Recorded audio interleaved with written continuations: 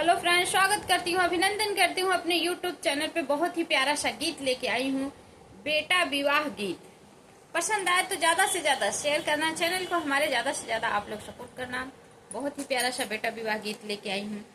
राजा के आंगनवा चंदन का पेड़वा, चंदन का पेड़वा, अरे अचल भी चल कर डारी रे ललनवा, अरे चल भी चल कर डारी रे ललनवा।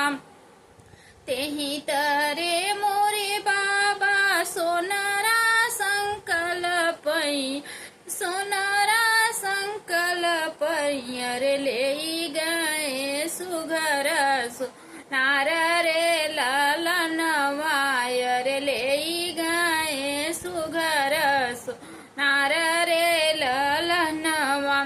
तेही तरे मोरे बाबा सोनवा संकल्पई, रे लई गए सुघर सोनार रे ललनवा, अरे हेरी आए सुघर सोनार रे ललनवा, अरे हेरी आए सुघर सोनार रे ललनवा।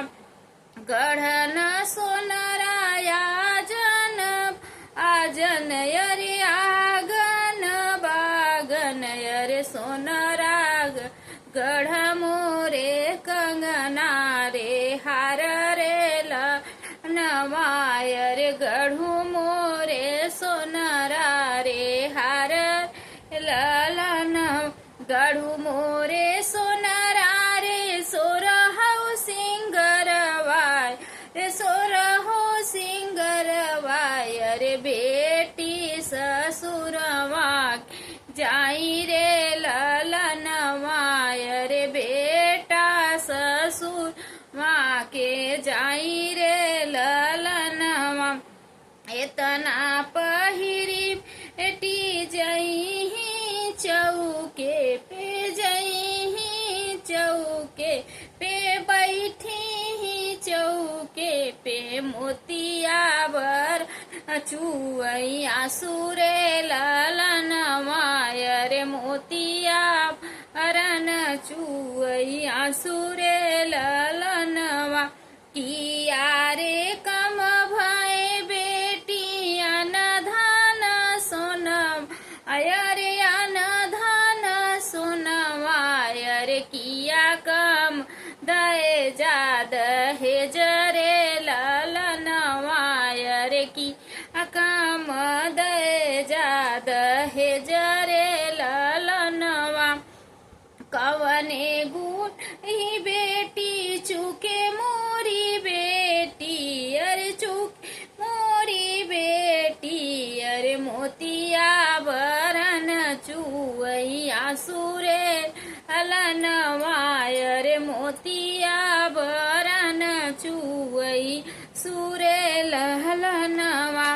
नाही कम भय बाबा अनधन सोनवा, रे नाही कम दए जाद हे जरे ललनवा, अरे नाही कम दए जाद जरे ललनवा।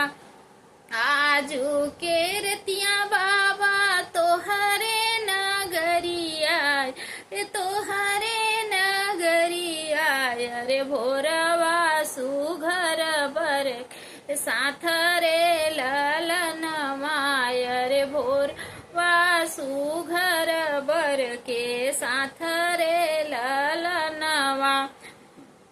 अरे बिरही विदेशिया के साथ रे ललनवा, अरे बिहनई विदेशिया के साथ रे ललनवा। दूधवा खियायो बेटी कंचन बेटी, रे दधिया खियायो सढ़िया रे ललनवा। दूधवा पियाए कंचन बेटी, रे दहिया खियायो सड़ी यार रे ललनवा एक जस नाही मानु मोरी बेटी अरे गौ विदेशिया के साथ रे ललन वायर चली गई विदेशिया के साथ रे ललनवा आज बाबा तोहरा देश दुर्लभ हुई है ये दुर्लभ हुई है अरे छूटी जई है गौना के लोग रे ललनवा अरे छूटी जई ही देशवा के लोग रे ललनवा मैया क